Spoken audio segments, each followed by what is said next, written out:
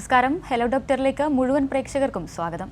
മാറുന്ന ജീവിതശൈലിക്കനുസരിച്ച് ജീവിതശൈലി രോഗങ്ങളും കൂടി വരികയാണ്. ഈ രോഗങ്ങൾ എങ്ങനെ തടയാം, എങ്ങനെ മുക്തി നേടാം, എങ്ങനെ നിയന്ത്രിക്കാമെന്ന വിഷയമാണ് ഹലോ ഡോക്ടർ ഇന്ന് സംസാരിക്കുന്നത്. നമുക്കൊപ്പം Kollam government medical college principal doctor Indu PS ചേരുന്നു. ഡോക്ടർ, ഹലോ ഡോക്ടറിലേക്ക് സ്വാഗതം. നമസ്കാരം ഡോക്ടർ, കേരള സമൂഹത്തിൽ ജീവിതശൈലി രോഗങ്ങളുടെ ഇപ്പോഴത്തെ സാഹചര്യം എങ്ങനെയാണ്? ഇത്തരം രോഗങ്ങളുടെ എണ്ണം കൂടി വരികയാണല്ലോ. ഇത് ലോകത്തെല്ലാ സ്ഥലത്തുമുള്ള ഒരു പ്രശ്നം തന്നെയാണ് ജീവിതശൈലി രോഗം. കേരളത്തിൽ അത് കൂടുതലാണ്, ഇന്ത്യയിലും അത് കൂടുതലാണ്. സ്വാഭാവികമായും ഏറ്റവും കൂടുതൽ ജനസംഖ്യയുള്ള രാജ്യം എന്ന നിലയിൽ ലോക ആകമാനമുള്ള ജീവിതശൈലി രോഗവുമായിട്ട് ബന്ധപ്പെട്ട രോഗാതുരതയിലും മരണത്തിലും ഒരു വലിയ പങ്ക്, ഒരു വാസ്തവത്തില് ഏതാണ്ട് 73% ഇന്ത്യ പോലെയുള്ള രാജ്യങ്ങളിലാണ്. ഇപ്പൊ കേരളത്തിന്റെ കാര്യം എടുക്കുകയാണെങ്കിൽ നമ്മുടെ ജീവിതശൈലി രോഗങ്ങളായ ഏറ്റവും കൂടുതൽ മരണനിരക്കുള്ളത് ഹൃദ്രോഗവുമായിട്ട് ബന്ധപ്പെട്ട പ്രശ്നങ്ങളാണ്. കാർഡിയോവാസ്കുലർ ഡിസീസസ്, ക്യാൻസർ തുടങ്ങിയ മറ്റെല്ലാ കാര്യങ്ങളുമുണ്ട്. അതിൽ ഏറ്റവും എണ്ണത്തിൽ കൂടുതൽ നമുക്ക് തന്നെ അറിയാവുന്നതുപോലെ അമിതവണ്ണം ഒരു മെറ്റബോളിക് റിസ്ക് ആണെങ്കിൽ അമിതവണ്ണമാണ് ഏറ്റവും കൂടുതൽ സംഖ്യയിലുള്ളത്. പല സ്ഥലത്തും അത് പ്രത്യേകിച്ചും നഗരപ്രദേശങ്ങളിലൊക്കെ 50-60% വരെ സ്ത്രീകളിലുണ്ട്. പുരുഷന്മാരിൽ കുറച്ച് കുറവാണെങ്കിലും അമിതവണ്ണം ഉണ്ട്. അതുപോലെ തന്നെയാണ് രക്താതിസമ്മർദ്ദം. നമ്മൾ ഈ മെറ്റബോളിക് റിസ്ക് പറയുകയാണെങ്കിൽ അമിതമായ രക്തസമ്മർദ്ദമാണ് നമ്മൾ ഏറ്റവും ആദ്യം നിയന്ത്രിക്കേണ്ട ഒരു പ്രധാനപ്പെട്ട റിസ്ക്. അത് പല സ്ഥലങ്ങളിലും ഏതാണ്ട് മുതിർന്നവരിൽ 100-30 ഉണ്ട്. അതോടടുത്ത് തന്നെയാണ് പ്രമേഹം അല്ലെങ്കിൽ ഡയബറ്റിസ് മെലൈറ്റസ് എന്ന് പറയുന്നത്.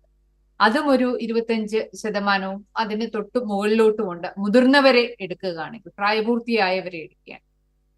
അങ്ങനെ നോക്കുകയാണെങ്കിൽ ഇതൊക്കെയാണ് അതിന്റെ കണക്കുകൾ.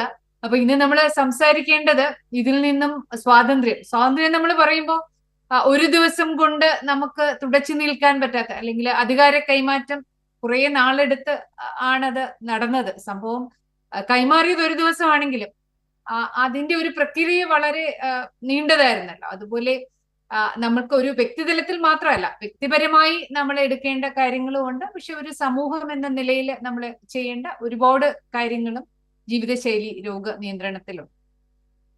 ഡോക്ടർ, ഇത്തരം രോഗങ്ങളിൽ നിന്ന് പൊതുവെ എങ്ങനെ നമുക്ക് രക്ഷ നേടാൻ വേണ്ടി സാധിക്കും? എന്തൊക്കെ കാര്യങ്ങളാണ്, ഏതൊക്കെ പ്രായത്തിലാണ് ഒരു വ്യക്തി ഇത്തരം കാര്യങ്ങൾ ശ്രദ്ധിച്ചു തുടങ്ങേണ്ടത്? നമ്മൾ നേരത്തെ ഈ കാര്യങ്ങൾ ശ്രദ്ധിക്കുന്നത് ഒരു മുതിർന്നതിന് ശേഷം ആണ് നമ്മൾ വിചാരിച്ചിരുന്നത്. പക്ഷെ ഇപ്പോൾ ഏറ്റവും കൂടുതൽ ഗവേഷണ തെളിയിക്കുന്നത് ഏറ്റവും നേരത്തെ, ഉദാഹരണത്തിന് ഇപ്പൊ നമ്മൾ ഭക്ഷണത്തിന്റെയും വ്യായാമത്തിന്റെയും 2 കാര്യം എടുക്കാം. അത് നമ്മൾ കുട്ടിക്കാലത്ത് തന്നെ ആരോഗ്യകരമായ ഭക്ഷണത്തിലോട്ടൊരു ഇഷ്ടം തോന്നും. ഈ ഇഷ്ടം നമുക്ക് വീട്ടിൽ നിന്ന് തോന്നേണ്ടതാണ്. ആ ഇഷ്ടം തോന്നുന്ന ഭക്ഷണങ്ങള് നമ്മൾ സ്കൂളുകളിൽ നിന്ന്, ഞാൻ ഭക്ഷണത്തെ കുറിച്ച് തന്നെ ആദ്യം പറയാം. ചുരുക്കി നമ്മൾ ഇതിന്റെ ഒരു അപായ ഘടകങ്ങൾ പറയുകയാണെങ്കിൽ പുകവലി പ്രധാനപ്പെട്ട ഒരു അപായ ഘടകമാണ്. ടൊബാക്കോ യൂസ് കേരളത്തിൽ അത് കുറഞ്ഞു വരുന്നു എന്നുള്ളത് നല്ല കാര്യമാണ്. മദ്യത്തിന്റെ അമിത ഉപയോഗം ജീവിതശൈലി രോഗങ്ങളുടെ ഒരു പ്രധാനപ്പെട്ട റിസ്ക് ഫാക്ടറാണ്. പ്രത്യേകിച്ചും ക്യാൻസർ, പലതരം ക്യാൻസറുകൾക്ക് പുതിയ ഗവേഷണങ്ങൾ കാണിക്കുന്നത് പലതരം ക്യാൻസറുകളുടെയും ഒരു റിസ്ക് ആയിട്ട് മദ്യപാനം വരാം എന്നുള്ളതാണ്. അതിന്റെ ഒരു ആരോഗ്യകരമായ ഒരാളിന്റെ ഒരു ഉപയോഗം എന്ന് പറയുന്നത് 0. ലാൻസെറ്റിന്റെ വലിയ ഒരു സീരീസിനെ അടിസ്ഥാനപ്പെടുത്തിയാണ് അടുത്ത കാലത്ത് ലോകാരോഗ്യ സംഘടന അത് പറഞ്ഞത്. അപ്പൊ മദ്യപാനവും പുകവലിയും കഴിഞ്ഞാൽ പിന്നെ തീർച്ചയായിട്ടും അതിന്റെ ഒരു റിസ്ക് ഹൈ ആയിട്ട് നോക്കുകയാണെങ്കിൽ നമ്മൾ ഭക്ഷണമാണ്. ഭക്ഷണം, പിന്നെ വ്യായാമം. ഭക്ഷണത്തിലെ വരുന്ന പ്രശ്നങ്ങൾ അല്ലെങ്കിൽ ആരോഗ്യകരമായ ഭക്ഷണമാണ് ഇതിന്റെ ഏറ്റവും പ്രധാനപ്പെട്ട പ്രതിരോധം. അതുപോലെ തന്നെ ഇതിന്റെ നിയന്ത്രണം. ഇപ്പൊ ഇന്ന് ഞാൻ സംസാരിക്കുമ്പോൾ തന്നെ ജീവിതശൈലി രോഗങ്ങൾ ഉള്ള ഒരുപാട് പേരുണ്ട്. അത് പ്രമേഹമാകട്ടെ, രക്താതിസമ്മർദ്ദമാകട്ടെ, ഇതൊക്കെ ഉള്ളവരുണ്ട്. അപ്പൊ അവര് എന്ത് കാര്യങ്ങൾ ചെയ്താണ് അത് നിയന്ത്രിക്കേണ്ടത്? അത് തന്നെയാണ് ഇത് വരാതിരിക്കാൻ വേണ്ടി, പ്രതിരോധിക്കാൻ വേണ്ടി മറ്റുള്ളവരും, ഇപ്പോൾ ഇത് ഇല്ലാത്തവരും ചെയ്യേണ്ടത്. അപ്പൊ ഭക്ഷണവും വ്യായാമവും പിന്നെ ഉറക്കം, 7-8 മണിക്കൂർ ഒരു ദിവസം ഉറങ്ങണം എന്നുള്ളത് പ്രധാനമാണ്. പിന്നെ നമ്മുടെ ഒരു ചിന്താധാരയിലുള്ള കുറച്ച് വ്യത്യാസങ്ങൾ നമ്മളുടെ സമ്മർദ്ദം കുറയ്ക്കും. അപ്പൊ അതുകൊണ്ടാണ് നമ്മളുടെ ഒരു സൊല്യൂഷൻ തിങ്കിങ്. നമ്മൾ എപ്പോഴും പ്രശ്നങ്ങളെ കുറിച്ച് സംസാരിക്കുന്നതിന് പകരം പരിഹാരങ്ങളെ കുറിച്ച് സംസാരിക്കുക. പിന്നെ സോഷ്യൽ കണക്റ്റഡ്നെസ്, പരസ്പരം പ്രശ്നങ്ങളും സമ്മർദ്ദങ്ങളും ഉണ്ടപ്പോൾ കൈകോർത്തുക. നമ്മുടെ സാമൂഹികമായ കണക്റ്റഡ്നെസ്, നമ്മൾ പരസ്പരം ഒന്നിച്ച് നമ്മുടെ കൂട്ടുകാരാണെങ്കിലും ബന്ധുക്കളാണെങ്കിലും നമ്മുടെ വീടുകളിലാണെങ്കിലും പരസ്പരം. അപ്പൊ ഇതൊക്കെയാണ് ജീവിതശൈലി രോഗ പ്രതിരോധത്തിൽ ഏറ്റവും പ്രധാനം. നമുക്ക് ഏറ്റവും കൂടുതൽ ചർച്ച ചെയ്യേണ്ടത് വ്യക്തിതലത്തിലും സാമൂഹിക തലത്തിലും ഇതെല്ലാം പ്രധാനമാണെങ്കിലും ഈ ഭക്ഷണം, വ്യായാമം, ഉറക്കം എന്ന് പറയുന്ന 3 പ്രധാനപ്പെട്ട കാര്യങ്ങളാണ് നമ്മൾ ഇതില് പ്രതിരോധത്തില് ശ്രദ്ധിക്കേണ്ടത്. അതിലേക്ക് വരുന്നതിന് മുമ്പ് നമ്മോടൊപ്പം ഒരു പ്രേക്ഷകൻ കൂടി ചേരുന്നുണ്ട്. വയനാട് നിന്ന് ചാക്കോ ആണ്. ചാക്കോ, ഡോക്ടറോട് സംസാരിക്കാം. ഹലോ, ഞാന് ചോദിച്ചതെന്ന് വെച്ചാൽ ജീവിതശൈലി രോഗമാണല്ലോ ഇപ്പൊ ചർച്ച. അതെ. അപ്പൊ നമ്മൾ അതിന്റെ ഫുഡ് കൺട്രോള് ഇപ്പം പറഞ്ഞത്, നമ്മൾ ഈ രാവിലെ ഞാനിപ്പം ഒരു മണിക്കൂർ വ്യായാമം ചെയ്യുന്ന ആളാണ്. യോഗ അതുമായി ബന്ധപ്പെട്ട് ചെയ്യുന്ന ഒരാളാണ്. പിന്നെ നമ്മൾ ഈ ഫുഡ് ക്രമീകരണം എങ്ങനെയാണെന്നുള്ള അറിയാൻ.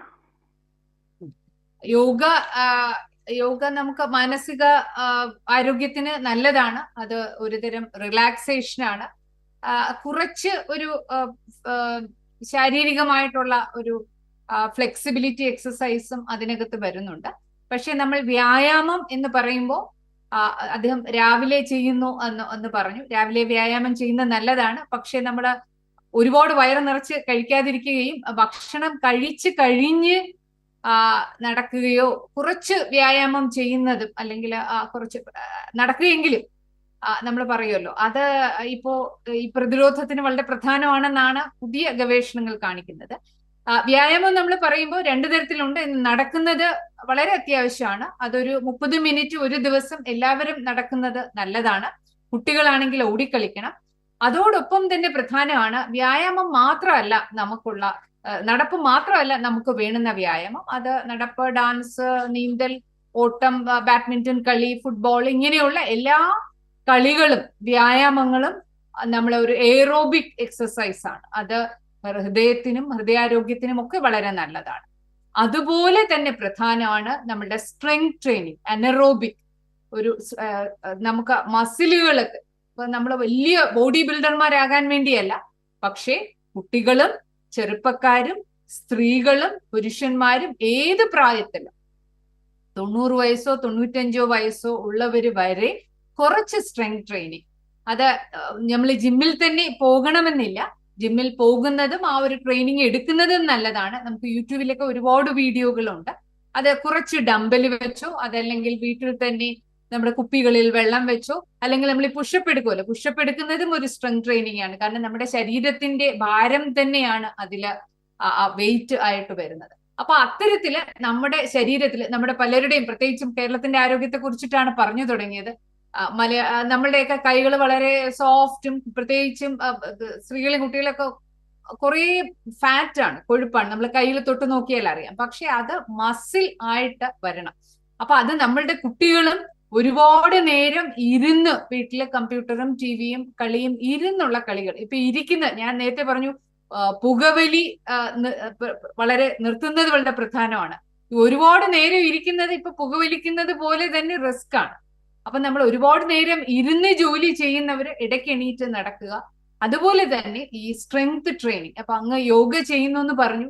അപ്പം അതോടൊപ്പം തന്നെ ഇത്തരത്തില് മസിലിന് ബലം വരുന്ന തരത്തിലുള്ള വ്യായാമങ്ങളും കൂടെ ചെയ്യണം. അത് പലതരത്തിലുള്ള ബാൻഡുകളും വീട്ടിൽ തന്നെ ഡംബലുകളും, അല്ലെങ്കിൽ ഒന്നിച്ച് നമ്മള് കുടുംബങ്ങൾ ഒന്നിച്ചായോ അല്ലെങ്കിൽ ജോലി സ്ഥലത്തും ഒക്കെ ചെയ്യാവുന്നതാണ്.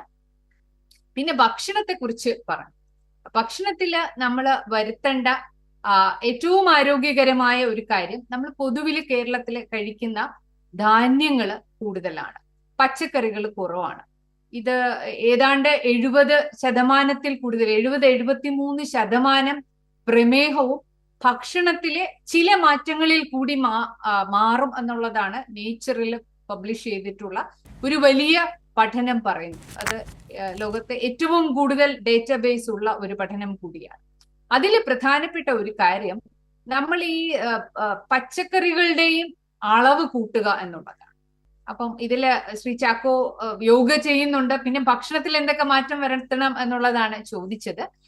ഭക്ഷണത്തിലെ മാറ്റം കൊണ്ട് ഈ പ്രമേഹം 73%, ഇന്ന് പ്രമേഹം ഇല്ലാത്തവരില് 73% പേർക്കും ഭക്ഷണത്തിലൂടെ മാത്രം പ്രമേഹം പ്രതിരോധിക്കാൻ, അതായത് വരാതിരിക്കാൻ പറ്റും എന്നുള്ളതാണ് വളരെ പ്രധാനപ്പെട്ട ഒരു ശാസ്ത്രവശം. അപ്പൊ അതിന് എന്ത് ചെയ്യണം എന്ന് ചോദിച്ചാല് ഒറ്റ ഉത്തരം പറയുകയാണെങ്കിൽ പച്ചക്കറികളുടെ അളവ് കൂട്ടണം. 400 ഗ്രാം പച്ചക്കറികളും 100 ഗ്രാം പഴങ്ങളും നമ്മൾ ഒരു ദിവസം കഴിക്കണം. അതുപോലെ തന്നെ പ്രോട്ടീന്റെ അളവ് കേരളത്തിന്റെ ഭക്ഷണത്തിൽ പൊതുവിൽ കുറവാണ്. ഈ പ്രോട്ടീൻ എന്ന് നമ്മൾ പറയുമ്പോൾ അതില് ഈ മുട്ടയാവാം. മുട്ടയാണ് നമുക്ക് കിട്ടുന്നതിൽ ഏറ്റവും നല്ല ക്വാളിറ്റി ഉള്ള, അതേസമയം സാധാരണ എല്ലാവർക്കും തന്നെ അതിന്റെ വില നമുക്ക് താങ്ങാൻ പറ്റുന്ന വിലയുമാണ്. അപ്പൊ അതുകൊണ്ട് മുട്ടയെ നമ്മൾ ഒരുപാട് പേടിക്കേണ്ട കാര്യമില്ല. പ്രത്യേകിച്ചും ഇപ്പൊ അതിൽ കൊളസ്ട്രോൾ കൂടുതലുണ്ട് എന്നുള്ള ഒരു പേടിയുണ്ട്. പക്ഷെ ആ മുട്ടയുടെ മഞ്ഞയിൽ കൊളസ്ട്രോൾ ഉണ്ടെങ്കിലും ഒരുപാട് തരം പ്രോട്ടീനുകളും അമൈനോ ആസിഡുകളും ഉള്ളത് കൊണ്ട് മുട്ട വളരെ നല്ലതാണ്. പിന്നെ കൊളസ്ട്രോൾ ഒക്കെ വളരെ കൂടുതൽ ഉള്ളവർക്ക് നമുക്ക് വേണമെങ്കിൽ അതിനകത്തൊരു ഡോക്ടറുടെ നിർദ്ദേശം അനുസരിച്ച് നിയന്ത്രിക്കാമെന്നേ ഉള്ളൂ. അത് പയറുവർഗ്ഗങ്ങൾ, പ്രത്യേകിച്ചും ഈ നമ്മളിപ്പം ചോറിന്റെ അളവ് കുറയ്ക്കണം എന്ന് ഞാൻ പറഞ്ഞു.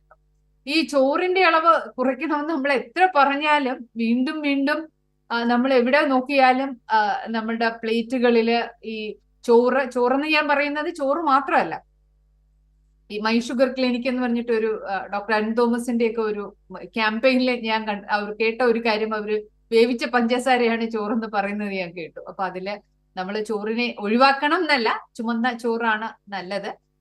അരിയാണെങ്കിലും ഗോതമ്പാണെങ്കിലും അതല്ല, ഇപ്പം നമ്മളെ കുവരക്, റാഗി തുടങ്ങിയ ചെറുധാന്യങ്ങളാണെങ്കിലും ഇതിനകത്തെയൊക്കെ ഒരു അളവ് നിയന്ത്രിക്കുന്നത് നല്ലതാണ്. അപ്പൊ അത് നിയന്ത്രിച്ചിട്ട് പ്രോട്ടീൻ അളവ്, പ്രോട്ടീൻ എന്ന് നമ്മൾ പറയുമ്പോൾ പിന്നെ പയറ്, പരിപ്പ്, കടല, പനീർ, മീൻ, മുട്ട, ഇറച്ചി, അത്തരം പ്രോട്ടീന്റെ കാര്യങ്ങളും നമ്മൾ കഴിക്കുന്നത് നല്ലതാണ്. പക്ഷെ ഇതൊക്കെ പാചകം ചെയ്യുമ്പോൾ എണ്ണയുടെ അളവ് കുറയ്ക്കണം. പിന്നെ നമ്മൾ ഇപ്പൊ ഒരു ലാൻസെറ്റ് കമ്മീഷൻ റിപ്പോർട്ടില് ഒരു പ്ലാനറ്ററി ഹെൽത്തി ഡയറ്റ് എന്ന് പറഞ്ഞിട്ട് ഒരു കാര്യം പറയുന്നുണ്ട്. അപ്പൊ അത് ഈ ജീവിതശൈലി രോഗത്തിൽ നിന്നുള്ള സ്വാതന്ത്ര്യം എന്ന് നമ്മൾ പറയുമ്പോൾ അത് അടുക്കളയിൽ മാത്രം സംഭവിക്കുന്ന കാര്യമല്ല.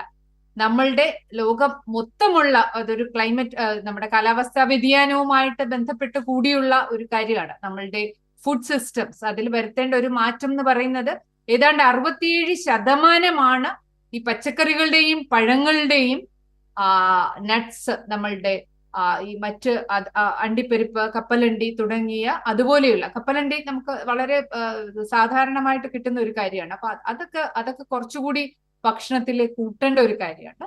അതുപോലെ ഈ മീറ്റ് പ്രൊഡക്ഷൻ, അത് ഒരു ആഗോള കാര്യമാണ്. അത് ലോകത്താകമാനം അതിന്റെ ഒരു 1/3 പ്രൊഡക്ഷൻ കുറയ്ക്കുകയും അതേസമയം ഫ്രൂട്ട് ആൻഡ് വെജിറ്റബിൾസ് കൂടി, അതൊരു കാർബൺ ഫുട് പ്രിന്റുമായിട്ട് കൂടി ബന്ധമുള്ള ഒരു കാര്യമാണ്. അത് നമ്മളുടെ ഒരാളിന്റെ അടുക്കളയല്ല, ലോകത്തെ എല്ലാ രാജ്യങ്ങളും, ഇന്ത്യയുടെ സ്വാതന്ത്ര്യ ദിനമാണ്. അപ്പം എല്ലാ രാജ്യങ്ങളും ഒന്നിച്ച് അത്തരം കാര്യങ്ങളിലോട്ട് മാറുക എന്നുള്ളത് നമ്മുടെ ആഗോള താപനത്തെ ചെറുക്കാനും കാലാവസ്ഥ വ്യതിയാനത്തിന്റെ മറുപടി എന്നുള്ള നിലയിലുമൊക്കെ വരേണ്ട കാര്യങ്ങളാണ്. ഇതിത്രയാണ് ഭക്ഷണത്തെ കുറിച്ചിട്ടുള്ള കാര്യം. പിന്നെ എല്ലാ ദിവസവും ഇലക്കറികൾ കഴിക്കുന്നത് നല്ലതാണ്. ഇനി ഒഴിവാക്കേണ്ട ഒരു പ്രധാനപ്പെട്ട കാര്യം അൾട്രാ പ്രോസസ്ഡ് ഫുഡാണ്. നമ്മൾ എന്താണ് അൾട്രാ പ്രോസസ്ഡ് ഫുഡ് എന്ന് നോക്കാം.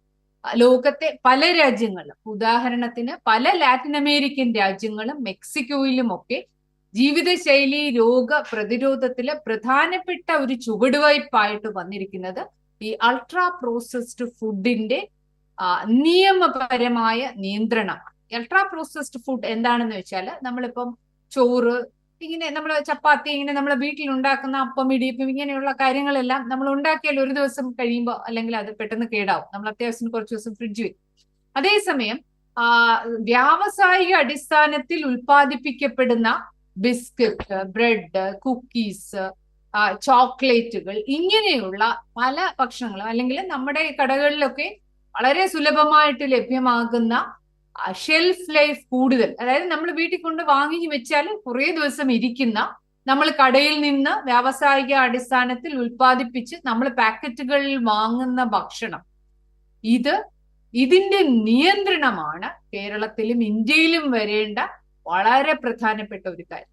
നമ്മളിപ്പോ ട്രെയിനിൽ യാത്ര ചെയ്താലും ബസ്സിൽ പോയാലും ഇപ്പം അമ്മയും അച്ഛനും ഒക്കെ വൈകുന്നേരം വീട്ടിലേക്ക് വരികയാണ് ജോലി കഴിഞ്ഞ്. അപ്പൊ കുട്ടികൾക്ക് അല്ലെങ്കിൽ കുടുംബത്തിന് ഒന്നിച്ച് കഴിക്കാനായിട്ട് നമ്മൾ ഒരു സ്നാക്ക് ആയിട്ട് വാങ്ങിക്കൊണ്ട് വരുന്നത് എല്ലാം തന്നെ കവറിൽ കിട്ടുന്നതെല്ലാം അൾട്രാ പ്രോസസ്ഡ് ഫുഡാണ്. ഡോക്ടർ, ജീവിതശൈലി രോഗങ്ങളിൽ മാനസികാരോഗ്യവുമായി ബന്ധപ്പെട്ട കാര്യങ്ങൾ ഡോക്ടർ സൂചിപ്പിച്ചല്ലോ. അത്തരത്തിൽ മാനസിക പ്രശ്നങ്ങൾ ജീവിതശൈലി രോഗങ്ങളായി കണക്കാക്കാൻ സാധിക്കുമോ? ഇത്തരത്തിൽ മാനസികാരോഗ്യം നിലനിർത്തുന്നതിന്റെ പ്രാധാന്യം എത്രത്തോളമാണിതിൽ?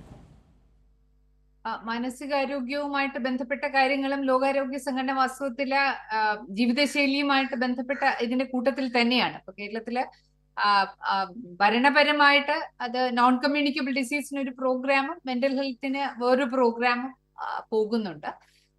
ദേശീയ മാനസികാരോഗ്യ പരിപാടിയുണ്ട്, കേരളത്തിലെ ജില്ലാ മാനസികാരോഗ്യ പരിപാടിയൊക്കെ ഉണ്ട്. ഇതില് ഈ മാനസികാരോഗ്യവും വാസ്തവത്തില് ഞാൻ നേരത്തെ ഫിസിക്കൽ ആക്ടിവിറ്റിയുടെ കാര്യം പറഞ്ഞല്ലോ, നമ്മൾ എക്സസൈസ് ചെയ്യുന്ന കാര്യം പറഞ്ഞു. നല്ല ഭക്ഷണവും ഉറക്കവും വ്യായാമവും മാനസികാരോഗ്യത്തിന് വളരെ വളരെ അത്യാവശ്യം. ഈ നല്ല മാനസികാരോഗ്യം എന്ന് പറയുമ്പോൾ ഇതും ഞാൻ ഈ ലാൻസെറ്റിന്റെ ഒരു ഫിസിക്കൽ ഹെൽത്ത് കമ്മീഷന്റെ കൂടെ ഭാഗമായിരുന്നു, അതിന്റെ ഗ്ലോബൽ സൗത്ത് അഡ്വൈസറി ഗ്രൂപ്പിലുണ്ടായി. അപ്പൊ ഇതിന് രണ്ട് വശമുണ്ട്. ഒന്ന്, നല്ല മാനസികാരോഗ്യത്തിന് നല്ല ഭക്ഷണവും, ഞാൻ ഉദ്ദേശിച്ചത് ആരോഗ്യകരമായ ഭക്ഷണം. നമ്മൾ നേരത്തെ അൾട്രാ പ്രോസസ്ഡ് ഫുഡ് പറഞ്ഞു. ഈ അൾട്രാ പ്രോസസ്ഡ് ഫുഡിന്റെ പാത്വേ, ഞാൻ അൾട്രാ പ്രോസസ്ഡ് ഫുഡിന്റെ കുറെ ഉദാഹരണങ്ങൾ പറയാം. പലതരം കോളകള്, ചോക്ലേറ്റുകള്, ബിസ്ക്കറ്റ്, അതുപോലെ ഈ കുക്കീസ്, ഇങ്ങനെ നമുക്ക് കിട്ടുന്ന ആഹാരങ്ങള് തീർച്ചയായിട്ടും ജീവിതശൈലി രോഗങ്ങളിലേക്ക്, അപ്പൊ അതിന്റെ കലോറിയുടെ എണ്ണം മാത്രമല്ല, നമ്മൾ അത്രയും തന്നെ കലോറി ആരോഗ്യകരമായിട്ട് ഈ പഴച്ചാറുകളേക്കാൾ അല്ലെങ്കിൽ ഫ്രൂട്ട് ജ്യൂസ്, നമ്മുടെ ഈ കുപ്പിയിൽ കിട്ടുന്ന ജ്യൂസുകളും കോളകളും ഒക്കെ അൾട്രാ പ്രോസസ്ഡ് ആണ്. അതൊക്കെ തന്നെ നമ്മുടെ കുട്ടികൾക്കും, നമുക്ക് വാസ്തവത്തിൽ അത് സ്കൂളിൽ കൊടുക്കാൻ പാടില്ല. പല രാജ്യങ്ങളിലും അത് സ്കൂളുകളിൽ നിന്ന് തന്നെ അതിന്റെ വിൽപ്പന നിരോധിച്ചിട്ടുള്ള രാജ്യങ്ങളാണ്. അത്തരം കാര്യങ്ങൾ കൂടി നമ്മൾ വളരെ വളരെ, പ്രത്യേകിച്ചും ഈ സ്കൂളുകളിലെ കുട്ടികൾക്ക് സ്നാക്ക് ആയിട്ട് ബിസ്ക്കറ്റ് കൊടുക്കാൻ പാടില്ല. ഇതെല്ലാം മാനസികാരോഗ്യമായിട്ട് കൂടി ബന്ധപ്പെട്ടതാണ്. അതാണ് അൾട്രാ പ്രോസസ്ഡ് ഫുഡ്. ഇതിനൊക്കെ പകരം തന്നെ നമ്മൾ മീനും മുട്ടയും ചോറും പച്ചക്കറിയും ഒക്കെ ചേർന്ന നമ്മളുടെ വീട്ടിൽ തയ്യാറാക്കുന്ന അല്ലെങ്കിൽ അതുപോലെ തയ്യാറാക്കപ്പെടുന്ന അൾട്രാ പ്രോസസ്ഡ് അല്ലാത്ത ഭക്ഷണം. അതുപോലെ വ്യായാമത്തിന്റെ കാര്യം പറഞ്ഞു. ഈ വ്യായാമം നമ്മൾ ഓടുകയോ നടക്കുകയോ, പ്രത്യേകിച്ചും ഈ ഒന്നിച്ചേതെങ്കിലും നമ്മൾ ആൾക്കാർ ഒന്നിച്ച് നടക്കുകയോ വ്യായാമം ചെയ്യുകയോ ഡാൻസ് ചെയ്യുകയോ ഒക്കെ ചെയ്യുമ്പോൾ നമ്മുടെ തലച്ചോറിൽ നമുക്ക് സന്തോഷം ഉണ്ടാക്കുന്ന, സമാധാനം ഉണ്ടാക്കുന്ന ഒരുപാട് വ്യതിയാനങ്ങൾ, രാസവസ്തുക്കളും വ്യതിയാനങ്ങളും ന്യൂറോ ട്രാൻസ്മിറ്ററുകളിൽ ഉണ്ടാകുന്ന വ്യത്യാസങ്ങളും ഒക്കെ നടന്നുകൊണ്ടിരിക്കുകയാണ്. അതുകൊണ്ട് തന്നെ നല്ല മാനസികാരോഗ്യത്തിനും മാനസികാരോഗ്യ പ്രശ്നങ്ങളുടെ പ്രതിരോധത്തിനും വ്യായാമവും നല്ല ഭക്ഷണവും ഓരോ ദിവസവും 7-8 മണിക്കൂർ ഉറക്കവും വളരെ വളരെ അത്യാവശ്യമാണ്. ഇതിനൊരു മറുവശം കൂടിയുണ്ട്. നമ്മളിപ്പോ മാനസികാരോഗ്യ പ്രശ്നങ്ങൾ ഇപ്പോൾ തന്നെ ഉള്ളവരും അതിന് ചികിത്സ എടുക്കുന്നവരും വാസ്തവത്തില് മെറ്റബോളിക് റിസ്ക് 1.4 തൊട്ട് 2 ഇരട്ടി വരെ കൂടുതലാണ്. അവരുടെ ജീവിത ദൈർഘ്യം 13 മുതൽ 15 വർഷം വരെ ഇത്തരം പ്രശ്നങ്ങൾ ഇല്ലാത്തവരെക്കാൾ കുറവാണ്. ഇത് നമുക്ക് നിലവിലുള്ള പ്രശ്നങ്ങളുടെ പുറത്താണ്. ഞാൻ ഈ പറയുന്നത് ആഗോള തലത്തിലുള്ള ലാൻസെറ്റ് ഫിസിക്കൽ കമ്മീഷൻ കഴിഞ്ഞ കുറച്ചു മാസങ്ങൾക്ക് മുമ്പ് പബ്ലിഷ് ചെയ്ത റിപ്പോർട്ടാണ്. അപ്പൊ അതുകൊണ്ട് തന്നെ മാനസികാരോഗ്യവും ഇതുമായിട്ട് അഭേദ്യമായിട്ട് ബന്ധപ്പെട്ട് ഇരിക്കുന്ന ഒരു കാര്യമാണ്. അതുകൊണ്ട് ഈ വ്യായാമം എന്ന് പറയുന്നത് നല്ല മാനസികാരോഗ്യത്തിന് അത്യാവശ്യമാണ്. ഇപ്പോൾ തന്നെ മാനസികാരോഗ്യ പ്രശ്നങ്ങൾക്ക് ചികിത്സയിലുള്ളവർക്ക് അവരുടെ മെറ്റബോളിക് റിസ്ക് മറ്റുള്ളവരെക്കാൾ കൂടുതലാണ്. കാരണം അത് ചികിത്സയുടെ ഭാഗമായിട്ടും ഒക്കെയായിട്ട്, മരുന്നുകളുടെ ഭാഗമായിട്ടും ഒക്കെയാണ്. അപ്പൊ അവര് പ്രത്യേകിച്ചും അത്തരം ചികിത്സയോടൊപ്പം തന്നെ ഈ ജീവിതശൈലി രോഗ പ്രതിരോധത്തിന്, അത് വണ്ണം കൂടിയിട്ടല്ല ചെയ്യേണ്ടത്. ഇപ്പൊ നമ്മള് പ്രമേഹം വന്നിട്ടല്ല നടക്കാൻ തുടങ്ങേണ്ടത് ഇപ്പോഴാണ്. കളിക്കേണ്ടത് നമ്മളുടെ കുട്ടികളാണ്. കുട്ടികൾക്കാണ് അമിതവണ്ണം ഉണ്ടാകാൻ പാടില്ല. ഇപ്പൊ നമ്മൾ നേരത്തെ ചോദിച്ചു ഏത് പ്രായക്കാരിലാണ് കൂടുതലെന്ന്. അത് 30 വയസ്സിൽ കൂടുതലുള്ളവർക്കാണ് കൂടുതൽ. പക്ഷെ നമ്മളുടെ ചെറുപ്പക്കാരിലും നമ്മുടെ കുട്ടികളിലും, അതെല്ലാ രാജ്യങ്ങളിലും അങ്ങനെയാണ്, കുട്ടികളിലും ഇത്തരമുള്ള മെറ്റബോളിക് റിസ്ക്, അത് കൊളസ്ട്രോൾ ആകട്ടെ, പ്രീ ഹൈപ്പർ ടെൻഷൻ, അതായത് സമ്മർദ്ദം കൂടുതലുള്ളതാകട്ടെ, രക്തത്തിന്റെ ഗ്ലൂക്കോസിന്റെ അളവാകട്ടെ, ഇതൊക്കെ തന്നെ കൂടിക്കൂടി വരുന്നതായിട്ടാണ് കാണുന്നത്. അതായത് ജീവിതശൈലി രോഗങ്ങൾ ആരംഭിക്കുന്ന പ്രായം പൊതുവിൽ ഇപ്പൊ ഈ ഹാർട്ട് അറ്റാക്ക് യൂറോപ്യന്മാർക്ക് വരുന്നതിനേക്കാൾ 10 വർഷം മുമ്പാണ് ഇന്ത്യക്കാർക്ക് വരുന്നത്. ഒരുപാട് കാരണങ്ങളുണ്ട്, ഭക്ഷണം ഉൾപ്പെടെയുള്ള ഒരുപാട് കാരണങ്ങൾ. ഇപ്പൊ അത് വളരെ അതിനേക്കാൾ ചെറുപ്പത്തിലേക്ക് വരികയാണ്. ഡോക്ടർ, നമ്മോടൊപ്പം ഒരു പ്രേക്ഷക കൂടി ചേരുന്നുണ്ട്. അടൂരിൽ നിന്ന് ഷെമീനയാണ്. ഷെമീന, ഡോക്ടറോട് സംസാരിക്കാം. എന്റെ ഹസ്ബൻഡിന് ജീവിതശൈലി രോഗമുണ്ട്. എന്തെല്ലാം ഫ്രൂട്ട്സുകൾ കഴിക്കാം, എന്തെല്ലാം ഫ്രൂട്ട്സുകൾ കഴിക്കാത്തതുണ്ട്, അതിനെ കുറിച്ച് ഒന്ന് പറയണം. അപ്പൊ ആഹാരം കഴിച്ചതിന് ശേഷം എത്രമാത്രം ഷുഗർ എത്രമാത്രം ആവാം, അതും കൂടെ ഒന്ന് പറഞ്ഞാൽ കൊള്ളാമായിരുന്നു. നമ്മള് എന്ത് ജീവിതശൈലി പ്രശ്നമാണ്? പ്രമേഹമാണോ ഷമീന? അതെ, പ്രമേഹമുണ്ട്. ഈ പ്രമേഹം ഉണ്ടെന്ന് വിചാരിച്ചിട്ട് നമ്മൾ അത്ര സങ്കടപ്പെടേണ്ട കാര്യമില്ല. ഇതൊരു സ്പെക്ട്രം ആണ്. അപ്പൊ എനിക്കും ഷമീനയ്ക്കും ഒക്കെ കുറച്ചുനാൾ കഴിഞ്ഞ് പ്രമേഹം വരാം. പക്ഷെ നമ്മൾ എല്ലാവരും, നമ്മളും ഷമീനയുടെ പങ്കാളിയും ഒരുപോലെ ചെയ്യേണ്ട കാര്യങ്ങളാണ് കുറെ കാര്യങ്ങൾ. ഒന്ന്, നമ്മൾ ഈ ഏതൊക്കെ പഴം എന്ന് ചോദിച്ചാലേ, നമ്മളിപ്പം അരിയും ഗോതമ്പും നിങ്ങൾ വ്യത്യാസം ഉണ്ടോ ഷമീന? പഞ്ചസാരയുടെ അളവിൽ അരിയും ഗോതമ്പും വ്യത്യാസം ഉണ്ടോന്നോ? പഞ്ചസാരയുടെ അളവ് വ്യത്യാസം ഉണ്ടോ? വ്യത്യാസമുണ്ട്. കൂടുതൽ ഗോതമ്പ് അരി ആഹാരം കുറച്ചേ കഴിക്കൂ. അരിയും ഗോതമ്പും തങ്ങളെ ആകെ മൊത്തം കലോറിയിൽ വ്യത്യാസം ഇല്ല ഷമീന. 100 ഗ്രാമിൽ 356 കലോറി തന്നെയാണ്.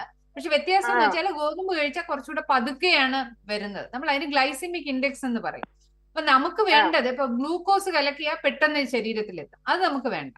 അപ്പൊ നമ്മൾ ഒത്തിരി സ്പൈക്ക് ഉണ്ടാക്കും ഗ്ലൂക്കോസ്. നമുക്ക് വേണ്ടത്, നമുക്ക് ശരീരത്തിന് ആവശ്യമുള്ള പഞ്ചസാര അല്ലെങ്കിൽ കാലറി ഭക്ഷണത്തിൽ നിന്ന് പതുക്കെ പതുക്കെ കിട്ടുന്ന കാര്യങ്ങൾ. അപ്പൊ അത് പഴങ്ങളുടെ കാര്യത്തിലും ഇപ്പൊ നമ്മൾ ഇപ്പൊ പയർവർഗ്ഗങ്ങളുടെ ഒരു ഗുണം എന്തെന്ന് വെച്ചാൽ അതിന് ഗ്ലൈസമിക് ഇൻഡെക്സ് കുറവാണ്. അതിനകത്ത് ഒത്തിരി ഫൈബർ ഉണ്ട്. ഇപ്പൊ ഉഴുന്ന്, പയറ്, പരിപ്പ്, അതിനകത്തൊക്കെ വളരെ പതുക്കെ പതുക്കെ എത്തുള്ളൂ. അരിയിൽ ഗ്ലൈസമിക് ഇൻഡെക്സ് കൂടുതലാണ്. എന്ന് വെച്ചാല് പെട്ടെന്ന് കുറച്ച് ഗ്ലൂക്കോസിനെ കഴിഞ്ഞ് നമുക്ക് രാവിലെ ഇഡലി തിന്നാ ഗോതമ്പ് കൂട്ട് തിന്നതിനെക്കാളും നേരത്തെ വിശക്കത്തില്ലേ ഷമീന? അതാണ്, പെട്ടെന്ന് അങ്ങ് എത്തും. അതുപോലെ പെട്ടെന്ന് കുറയും. പഴങ്ങളുടെ കാര്യം അതുപോലെ തന്നെയാണ്. പഴങ്ങളിൽ ഏറ്റവും കൂടുതൽ പഞ്ചസാരയുള്ള പഴങ്ങൾ ഒരു ദിവസം 100 ഗ്രാം മതി. ഞാൻ ഈ പഴവും പച്ചക്കറിയും ചേർത്താണ് ഒരു ദിവസം 1/2 കിലോ വേണമെന്ന് പറയും. 400 ഗ്രാം എന്ന് പറയുന്നത് ഈ ട്യൂബർ അല്ല, ചേന, ചേമ്പ്, അതൊന്നും അല്ല. പടവലം, വെള്ളരി, തക്കാളി, സവാള, ഇങ്ങനെയുള്ള നമ്മളുടെ നാട്ടിൽ കിട്ടുന്ന, പിന്നെ ചീര, മുരിങ്ങയില, പാലക് ചീര, ഇങ്ങനെ ഒരുപാട് കാര്യങ്ങൾ കിട്ടുമല്ലോ നമ്മുടെ നാട്ടിൽ കിട്ടുന്ന പച്ചക്കറികൾ. ആ പച്ചക്കറികൾ ആണ് എല്ലാം കൂടി ഒരു 400 ഗ്രാം വേണ്ടത്. അതിൽ എത്ര 100 ഗ്രാം എടുത്താൽ സാധാരണ എല്ലാത്തിനും ഒരു 20-40 കാലോറിയോ. ആലോചിച്ച് നോക്കിയ 100 ഗ്രാം അരിയിൽ 340 കലോറി ഉണ്ട്. പച്ചക്കറികളിൽ കുറവാണ്. ഞാൻ ഉദ്ദേശിച്ചത് ഈ തക്കാളി, വെള്ളരി, സവാള, അങ്ങനത്തെ കാര്യങ്ങൾ. അതില് ട്യൂബർ അങ്ങനെയല്ല. കപ്പ, ചേമ്പ്, ചേന, പച്ചക്ക, അതിനകത്തൊക്കെ കൂടുതലായിട്ട് പഞ്ചസാരയുണ്ട്, കൂടുതലായിട്ട് കാലറി ഉണ്ട്. അപ്പൊ അതിന്റെയൊക്കെ അളവ് കുറച്ച് കുറയ്ക്കണം. പിന്നെ പഴങ്ങളുടെ കാര്യം, പഴങ്ങൾ കഴിക്കാൻ വാസ്തവത്തിൽ പേടിക്കേണ്ട കാര്യമില്ല. അതിൽ തന്നെ കലോറി കുറഞ്ഞ പഴങ്ങൾ കഴിക്കാം. വാസ്തവത്തിൽ എല്ലാ നേരവും നമ്മൾ എന്തെങ്കിലും ഒരു പഴം കഴിക്കുന്നത് നല്ലതാണ്. ഒരു ദിവസം ഒരാളിന് 100 ഗ്രാം പഴങ്ങൾ വരെ കഴിക്കാം. 100 ഗ്രാം പഴം നമ്മൾ പറയുമ്പോൾ ഇതില് പഞ്ചസാര കൂടിയ അല്ലെങ്കിൽ കലോറി കൂടിയ പഴങ്ങൾ, ഏത്തപ്പഴത്തിൽ കലോറി കൂടുതലാണ്, മാങ്ങയിലും കലോറി കൂടുതലാണ്. നല്ല മധുരമാണല്ലോ, മാങ്ങ സീസണാണ് എന്ന് വെച്ച് കഴിക്കാതിരിക്കേണ്ട കാര്യമില്ല, പക്ഷെ അതിന്റെ അളവ് കുറയ്ക്കണം. അതേസമയം മറ്റു പഴങ്ങളില്ലേ, ഇപ്പൊ പേരയ്ക്ക, പപ്പായ, ഇങ്ങനെയുള്ള പഴങ്ങളിലൊക്കെ ഗ്ലൈസിമിക് ഇൻഡെക്സ് കുറവാണ്. ഗ്ലൈസിമിക് ഇൻഡെക്സ് കുറവെന്ന് വെച്ചാല് നമ്മൾ കഴിച്ച് കുറെ സമയം കഴിഞ്ഞേ അതിന്റെ പഞ്ചസാര രക്തത്തിലോട്ട് എത്തും. സമയത്തിന്റെ പരിമിതി മൂലം ഇടപെടുകയാണ്. ജീവിതശൈലി രോഗങ്ങൾ എങ്ങനെ നിയന്ത്രിക്കാം, എങ്ങനെ മുക്തി നേടാമെന്ന വിഷയത്തിലായിരുന്നു ഹലോ ഡോക്ടർ ഇന്ന് സംസാരിച്ചത്. നമുക്കൊപ്പം കൊല്ലം ഗവൺമെന്റ് മെഡിക്കൽ കോളേജിലെ പ്രിൻസിപ്പൽ ഡോക്ടർ ഇന്ദു PS ആയിരുന്നു ചേർന്നത്. ഡോക്ടർ നന്ദി. നമസ്കാരം. ഹലോ ഡോക്ടറിന്റെ ഇന്നത്തെ അധ്യായം ഇവിടെ അവസാനിക്കുന്നു. നമസ്കാരം.